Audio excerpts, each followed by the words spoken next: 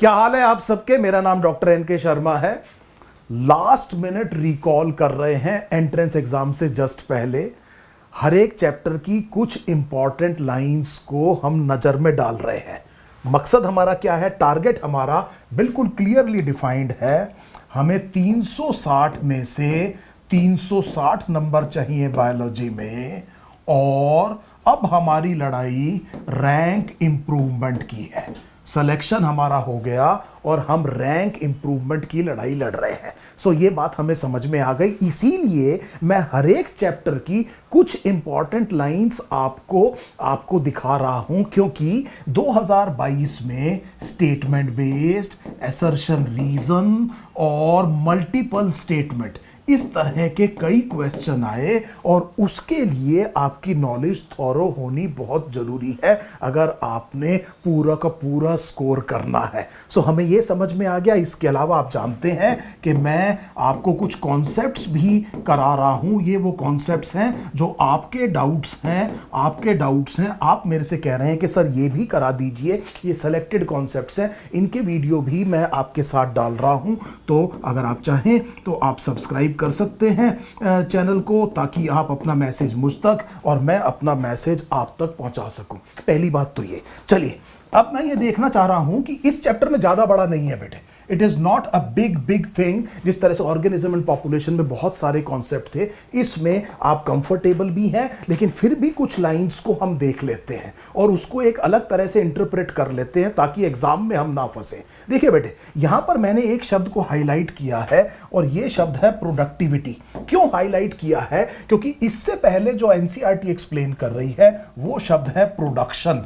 सो दोनों शब्दों में अंतर समझिए। एक शब्द तो प्रोडक्शन है, एक शब्द प्रोडक्टिविटी है। जब आप प्रोडक्टिविटी की बात करते हैं तो रेट की बात करते हैं। इसका मतलब इसकी यूनिट्स में टाइम इंक्लूड करना पड़ेगा। मैंने अक्सर बच्चों को यहां पर गलती करते देखा है। प्रोडक्शन की यूनिट, और अगर आप कहते हैं ग्रॉस प्राइमरी प्रोडक्शन कैसे नापेंगे, चाहे फिर वो आप वेट की फॉर्म में नाप रहे हैं, चाहे आप एनर्जी की फॉर्म में नाप रहे हैं, लेकिन एक पर्टिकुलर यूनिट होंगी। लेकिन जैसे ही आप प्रोडक्टिविटी की बात करते हैं तो आपको एक टाइम की यूनिट इंक्लूड करनी पड़ेगी। सो अगर आप देखें, ये बेटे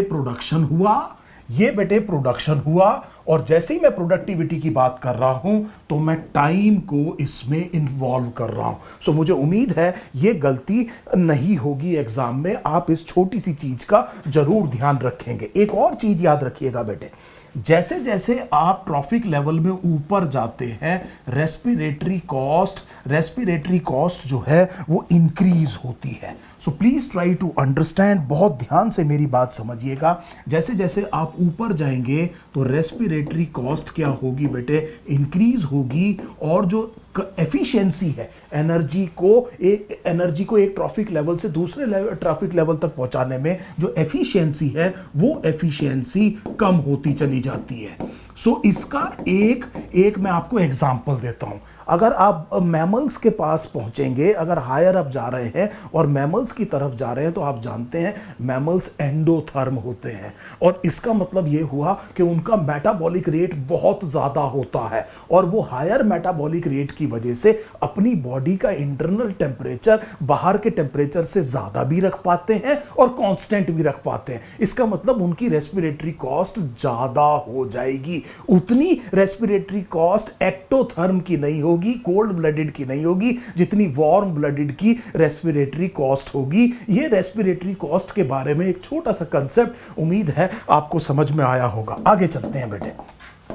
अगला जो लाइन है वो ये है, discuss the main reason for the low productivity of ocean with your teacher. So आप सबने एक क्वेश्चन किया हुआ, आप सबने बिल्कुल ठीक किया हुआ है कि यहां पर लाइट की अवेलेबिलिटी एक बहुत बड़ी प्रॉब्लम है। लाइट की पेनिट्रेंस उतनी ज्यादा नहीं है। जहां तक लाइट पेनिट्रेट करेगी वहीं पर प्रोडक्टिविटी हो सकती है। बिल्कुल ठीक है इस बात को, लेकिन एक और फैक्टर याद रखिएगा। लाइट के अलावा मान लीजिए आपसे पूछ लिया जाए कि आप एक की जगह दो फैक्टर बता दीजिए फॉर एग्जांपल। सो हमेशा ध्यान में रखिएगा कि ये जो न्यूट्रिएंट है, नाइट्रोजन पानी में आसानी से सॉल्युबल नहीं है। नाइट्रोजन डाई नाइट्रोजन होता है, ये ट्रिपल बॉन्ड है, बहुत टफ मॉलिक्यूल है, एटमॉस्फेयर में 79% है, लेकिन प्लांट इस 79% को डायरेक्टली इस्तेमाल नहीं कर सकता, इसको कन्वर्ट करना पड़ता है अमोनिया में, और इस काम को कुछ माइक्रोब ही कर पाते हैं, बैक्टीरिया और आर्की बैक्टीरिया।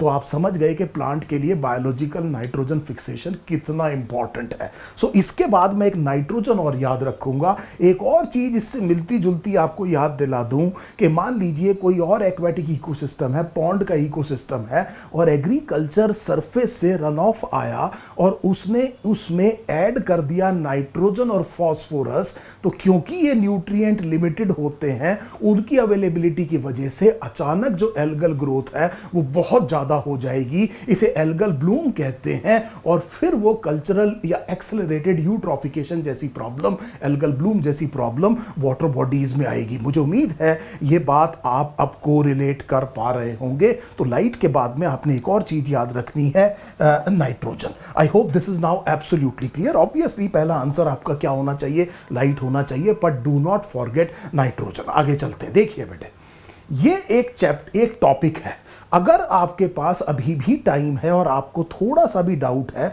तो इसको एक बार एनसीईआरटी से पूरा जरूर पढ़ लीजिए। मैं ये कहता हूं हर एक से कि मैं कभी भी ये नहीं कहता कि ये क्वेश्चन आएगा, क्योंकि जनरली इस प्रिडिक्शन में जाना नहीं चाहिए बेटे, ठीक है। बहुत अच्छा पेपर बनता है, सिंपल पेपर बनता है, एनसीईआरटी से बनता है, पर हर बार लैंग्वेज नहीं होती है।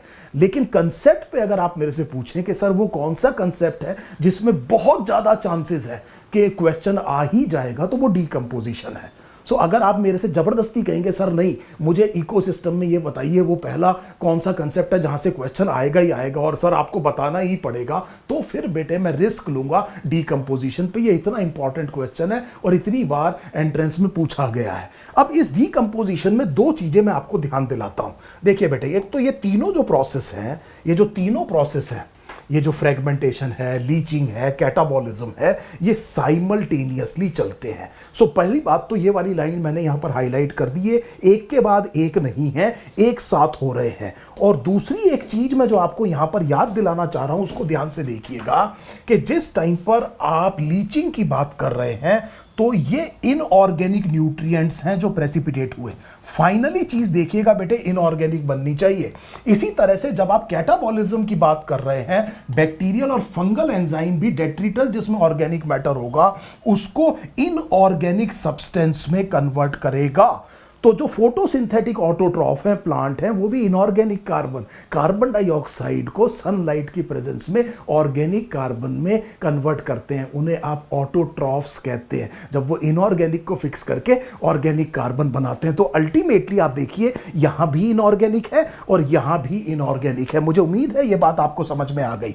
एक और चीज देखिए, ह्यूमिफिकेशन में, मुझे उम्मीद है आप इसको जरूर पढ़ेंगे, ह्यूमिफिकेशन में एक और चीज समझिए कि मान लीजिए असर्शन रीजन क्वेश्चन में ये आए कि किस तरह से ये रिजर्वायर की तरह काम करता है, तो आंसर देख लीजिए नंबर 1 के लिए, ये कोलॉइड है, इसमें सस्पेंडेड रहते हैं। और क्या चीज सस्पेंडेड रहते हैं बेटे, क्या चीज रिलीज होती रहती है इससे, इनऑर्गेनिक न्यूट्रिएंट्स। सो जब ह्यूमस भी डिग्रेड होता है माइक्रोब के द्वारा, तो फिर वो क्या रिलीज करते हैं, इनऑर्गेनिक न्यूट्रिएंट रिलीज करते हैं। सो अल्टीमेटली क्या आपको ये समझ में आया कि जो एंड जर्नी है वो जाकर के इनऑर्गेनिक न्यूट्रिएंट्स पे हो रही है।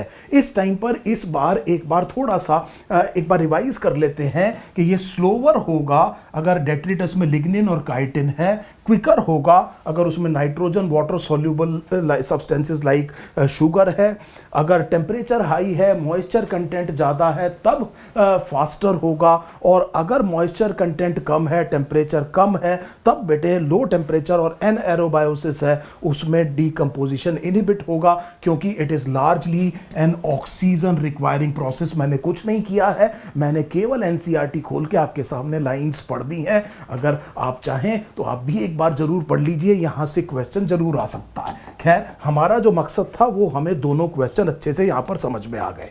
आगे चलते हैं। इधर देखिए बेटे, ये वो क्वेश्चन है जो सरप्राइजिंगली बहुत बच्चे गलत करते हैं।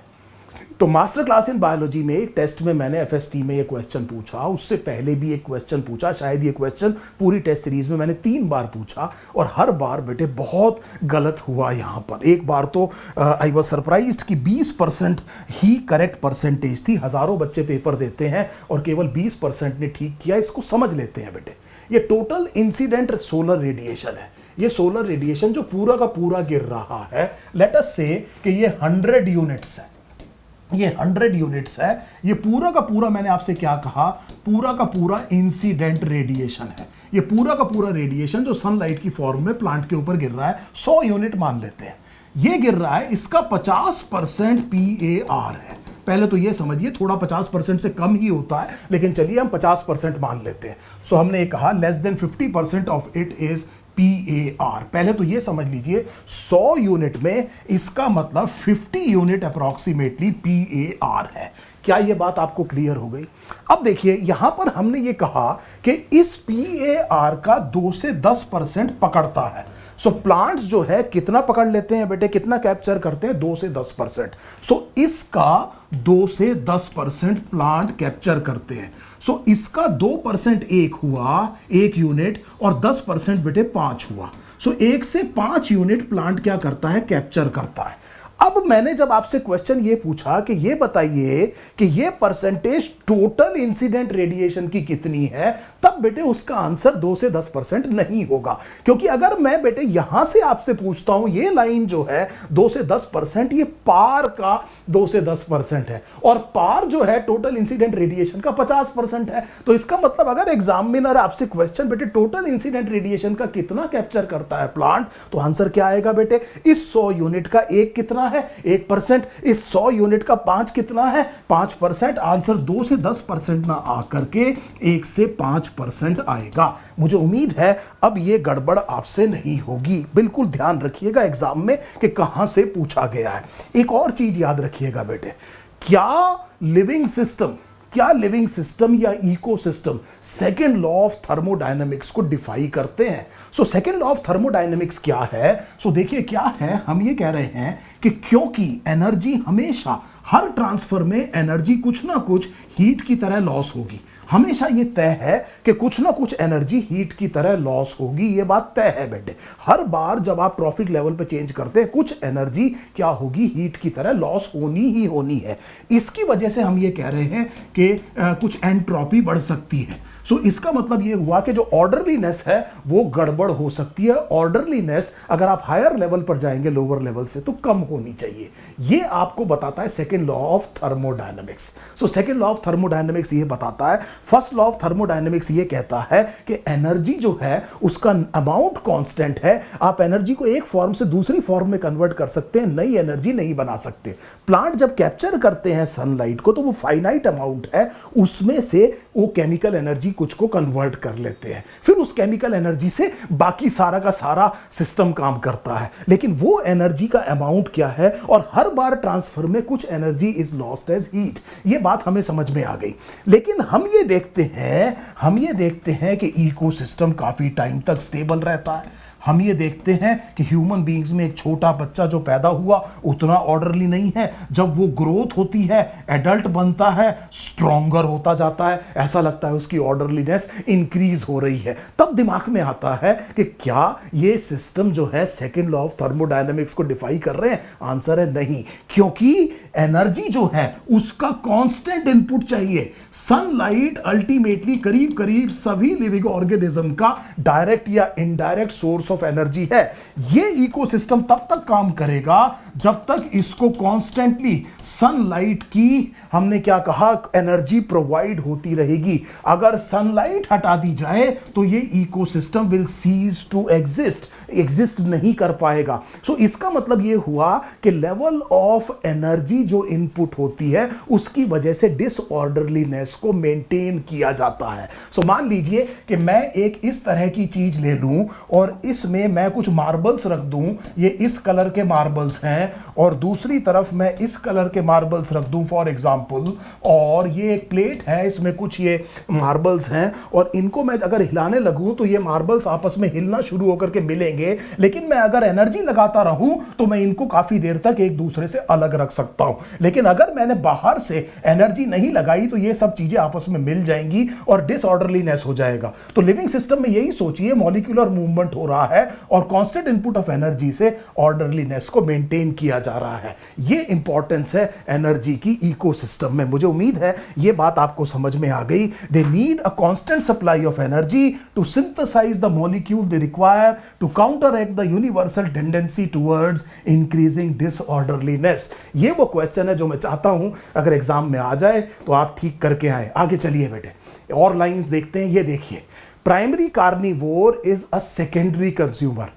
सो कई बार ये कंफ्यूजिंग हो सकता है, बहुत बड़ी बात नहीं है। प्राइमरी कार्निवोर, सो हर्बीवोर को जिसने खाया वो प्राइमरी कार्निवोर है। हर्बीवोर खुद बेटे कंज्यूमर है, प्राइमरी कंज्यूमर। तो प्राइमरी कार्निवोर सेकेंडरी कंज्यूमर है। सो ये प्राइमरी सेकेंडरी के झंझट में एग्जाम में नहीं पढ़ना है। उम्मीद है ये भी बात आपको अच्छे से समझ में आ गई।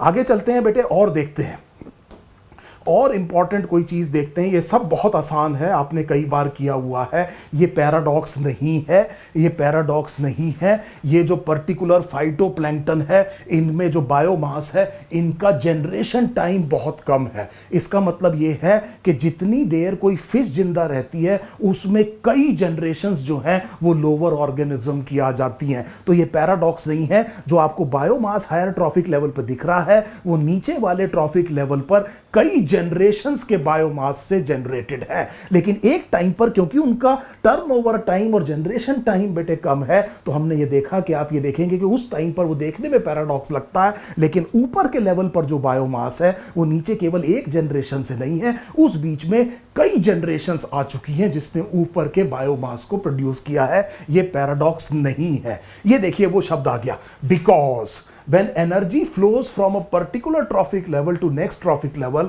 some energy is always lost as heat at each step.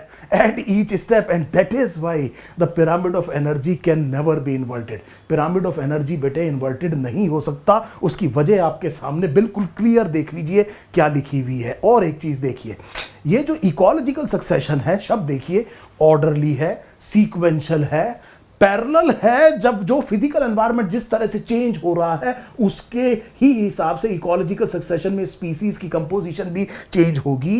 Last में आप ये देखिए, फेयरली प्रिडिक्टेबल है। अगर कोई ग्रॉस चेंज नहीं आता, कोई ग्रॉस इंबैलेंस या डिस्टर्बेंस नहीं होता, तो आप प्रिडिक्ट कर सकते हैं कि यहां पर क्लाइमैक्स कैसी होगी। और वो जो क्लाइमैक्स है वो नियर इक्विलिब्रियम में है एनवायरनमेंट के। शब्द भी ध्यान रखिएगा, it is in near equilibrium with the environment. I hope this now absolutely clear.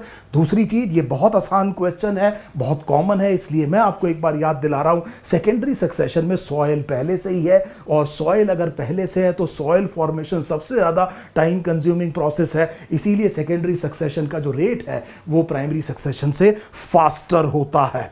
अब आप देखिए यहां पर पायनियर स्पीसीज में लाइकन सोल्यूबलाइज कर सकते हैं रॉक को, एसिड सिक्रीट करते हैं, इसीलिए पायनियर है प्राइमरी सक्सेशन में, क्योंकि सॉइल बनानी पड़ेगी। सॉइल बनाने के लिए रॉक को इरोड करना पड़ेगा, रॉक्स को सोल्यूबलाइज करना पड़ेगा, उसके लिए एसिड चाहिए। वो एसिड कौन सिक्रीट कर सकता है? लाइकन सिक्रीट कर सकता है। फिर देखिए, अभी जब थोड़ी देर पहले मैं आपको बता रहा था कि एनवायरनमेंट के हिसाब से चेंज आता रहता है, फिर एनवायरनमेंट के हिसाब से क्लाइमैक्स हो जाएगा। लेकिन जब तक एनवायरनमेंट अनचेंज्ड है, क्लाइमैक्स कम्युनिटी स्टेबल रहेगी।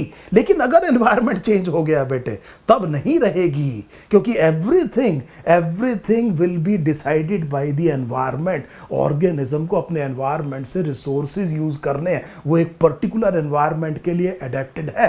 एनवायरनमेंट चेंज हो गया तो पुरानी एडेप्टेशन बेकार हो सकती है। पुरानी एडेप्टेशन अगर बेकार हो गई तो वो उस एनवायरनमेंट में रिसोर्सेज को हो सकता है यूटिलाइज ना कर पाए, हो सकता है रिप्रोड्यूस ना कर पाए और मारा जाए। उम्मीद है ये बात आपको बहुत अच्छे से समझ में आ गई होगी। बाकी चीजें बहुत आसान है इसमें। न्यूट्रिएंट साइक्लिंग के बारे में मैंने आपसे कहा कि न्यूट्रिएंट कंटिन्यूअसली रिसाइकल होगा। एनर्जी, एनर्जी का यूनिडायरेक्शनल फ्लो होता है इकोसिस्टम में, सनलाइट से आती है, हर स्टेप पर it is lost as a heat. So इसीलिए कांस्टेंट इनपुट ऑफ एनर्जी चाहिए और एनर्जी हमेशा यूनिडायरेक्शनल फ्लो होगा। न्यूट्रिएंट जो है वो इनडेफिनेटली क्या होता है, रिसाइकल होता है। सो न्यूट्रिएंट की रिसाइकलिंग होती है, एनर्जी का यूनिडायरेक्शनल फ्लो होता है। ये एक इंपॉर्टेंट कंसेप्ट है। मुझे उम्मीद है आपने कुछ लाइंस मेरे साथ ये जो रिवाइज की हैं इनसे आपको फायदा होगा। एक और चैप्टर के साथ बड़ी जल्दी आपसे मिलता।